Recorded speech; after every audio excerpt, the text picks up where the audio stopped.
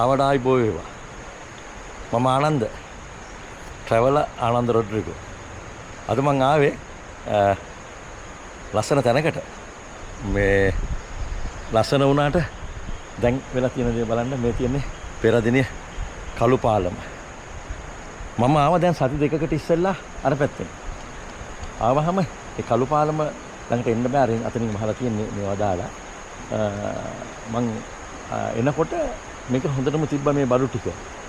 ගිය පෙරේදා වැස්සට මේක ඔක්කොම යට වුණා.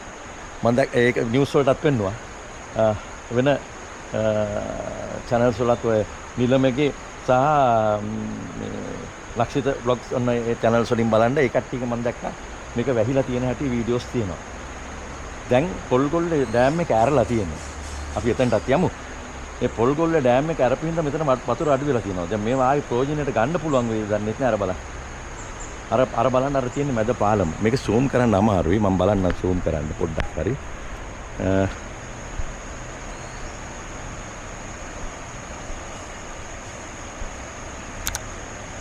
මේ බලන්න.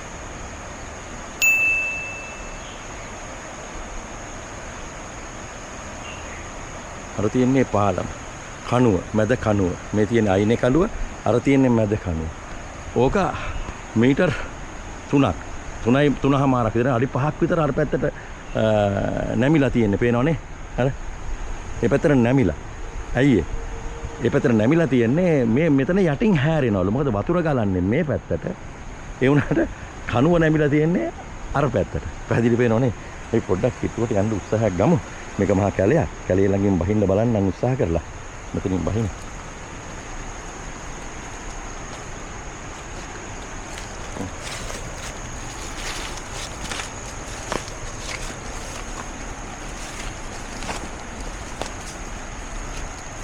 බොහොම අමාරුවෙන් ආවේ.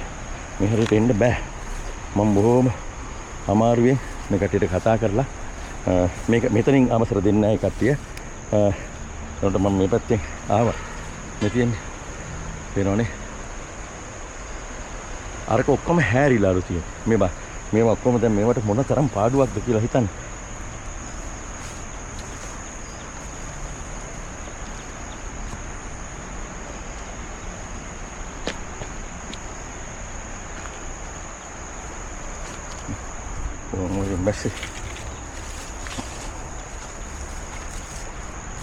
මේ අතන තිබ්බේම ඔක්කොම ගහගෙන ඇවිල්ලා මේ තකරන් එහෙම අර යකඩ ඔක්කොම ගහගෙන ඇවිල්ලා පේනවනේ මේ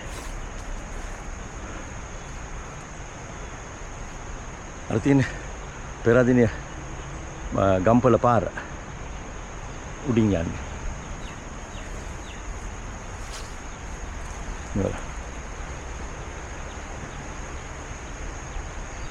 ගලෝගෙන ගිහිල්ලා කිට්ටුවට එතනින් හැට යන්න බෑ. මේ හරියටම වතුර ඇවිල්ලා තියෙනවා. මේ හරියටම වතුර ඇවිල්ලා බලන්න ඔක්කොම ගහගෙන ඇවිල්ලා තියෙනවා. හරි. යකඩ.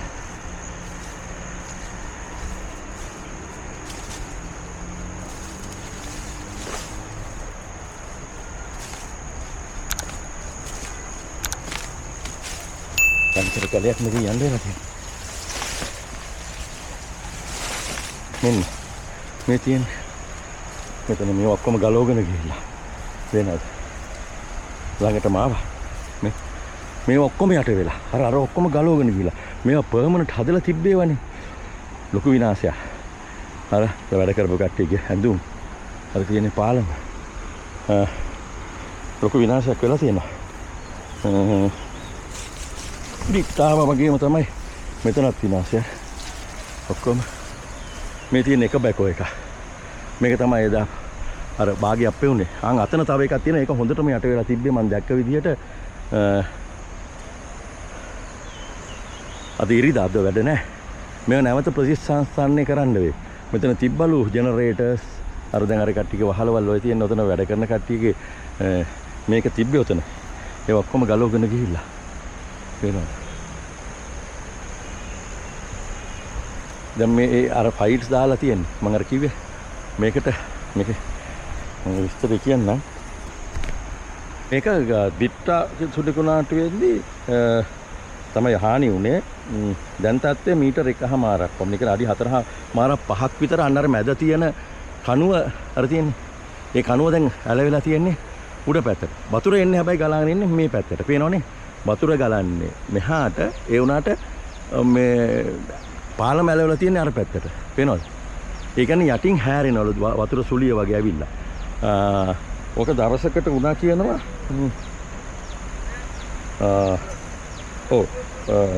මිලිමීටර් 6ක් විතර දවසකට එහාට ඇල වුණා කිව්වා. දැන් ඒක යට කොන්ක්‍රීට් දාලා ඒ ඇලවෙන එක නවත්තලා තියෙන්නේ කියනවා.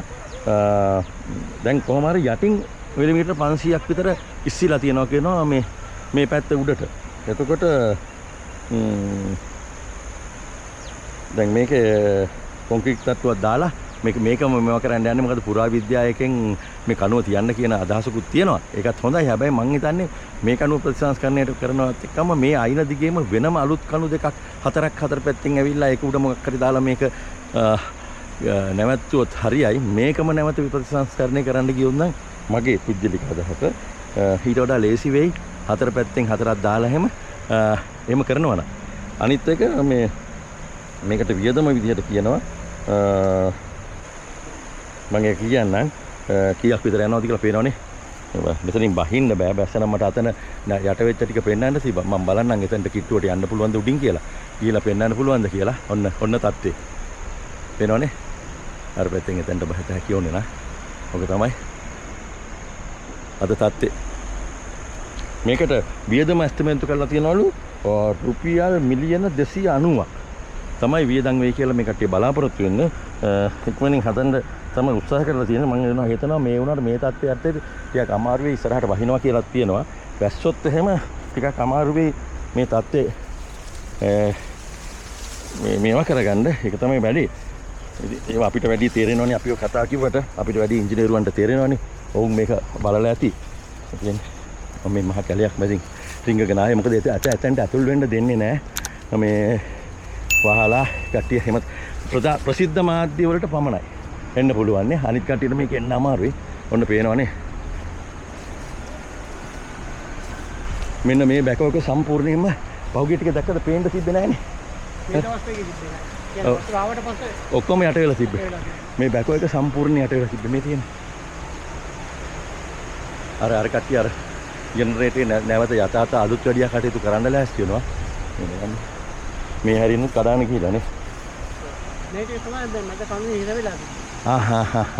මේ ටික අර මැද කඩුවේ හිර වෙලා තිබ්බේ.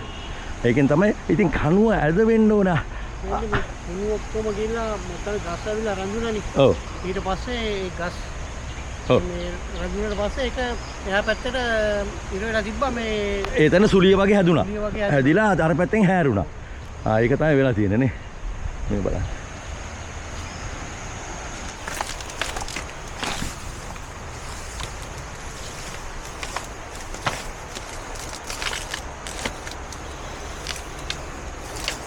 මෙතන මේ කැලේ කඩාගෙන යන්න අඩිය තියන්න බෑ.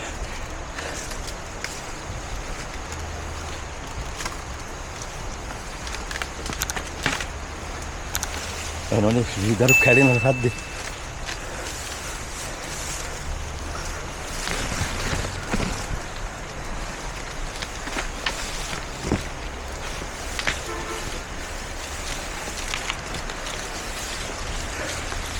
ඔන්න බොහොම අමාරුවෙන් ළඟට ගියා. ඒකට ගියාට ඔයාලට මට ඕන දේ පෙන්වන්න බැරි වුණා. බලමු ඉස්සරහට කියලා. මම ආවා පොල්ගොල්ල වේල්ල ළඟට. මේ ඉස්සරහින් පේන්නේ පොල්ගොල්ල වේල්ල. වතුර ඇරලා තියෙනවා. මේ තියෙන්නේ වතුර ඇරව පාරවත්. පේනවනේ. මොකද අර බැකෝ එකේ හැම කළු පාලමක යට උනේ මෙතනින් වතුර පිරිච්ච හින්දා. දැන් මේ හැරේටම වතුර ඇවිල්ලා තියෙනවා මීයේ පෙරේදා. දැන් අතනින් දොරටු දෙකක් ටික ඇරලා තියෙනවා. අර දෙපැත්තේ පේනවනේ. යන්නේ වතුර පාරල්ලක යනවා. දැන් මේක වහලා තිබ්බනම් අර කතාව ඇත්ත නෑ.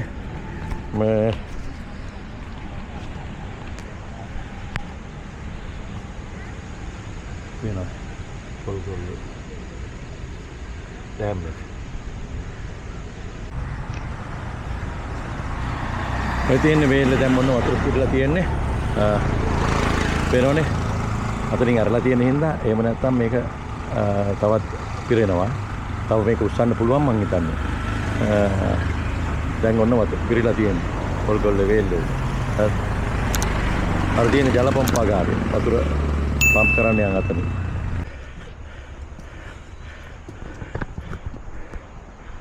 මෙන්න මෙතනින් මේ ගෙවල් වලට එන්න පාරක් තියෙනවා. බොහොම අමාරුවෙන් කැලෙන් ඇවිල්ලා මම මේ පාරක් හොයාගෙන යනවා. වහලා තියෙන්නේ. අපි යන්න දෙන්නේ මං අර පැත්තෙන් ආවේ. එතුමා මේ ඔක්කොම වහලා තියෙනවා. කිසි කෙනෙකුට යන්න දෙන්නේ නැහැ. බලන්නවත් බෑ. ඒක අතකට හොඳයි. ඒ වුණාට ඉතින් මේ වෙනවා.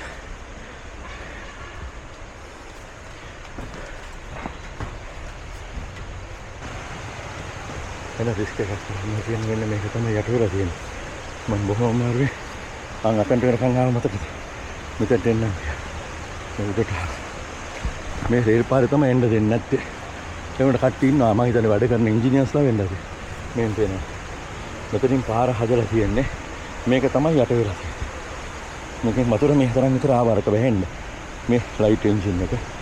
අර බලන්න අර ඩක්කුව පෙරලිලා. ඒකත් මම හිතන්නේ මට අතෙන්ට පෙවුන්නේ නැහැ. මෙතෙන්ට තමයි මේක පේනවා. බලන්න මාර විනාශයක් කියලා කියනවා. කළු පාර. අර තියෙන්නේ කණුව. එහා පැත්තේ. අර තියෙන්නේ ඈත. ඒක තමයි දැන් අර මේ පේනවනේ මෙතන ඉඳලා බැලුවම හොඳට පේනවා. මේ කණුව මෙහි තියෙන්නේ. අරක අඩි 6ක් විතර මෙහාට ඇලවිලා තියෙනවා. තුනම නැත්නම් ඒක කෙලින් තියෙන්න ඕනේ අර තියෙන්නේ. මෙතන ඉඳලා බැලුවම මේක හොඳටම පේනවා. හරි එහෙනම් මම මේ කළු පාලම උඩ ඉඳලා උල නෙමෙයි මේ අයිනේ ඉන්නේ. ඔක තියෙන්නේ අපි පෙන්වන්නේ පැත්ත. මේ කළු පාලම ළඟ ඉඳලා යකාගේ පාලම ළඟ ඉඳලා මේ වීඩියෝ එක නතර කරන්න.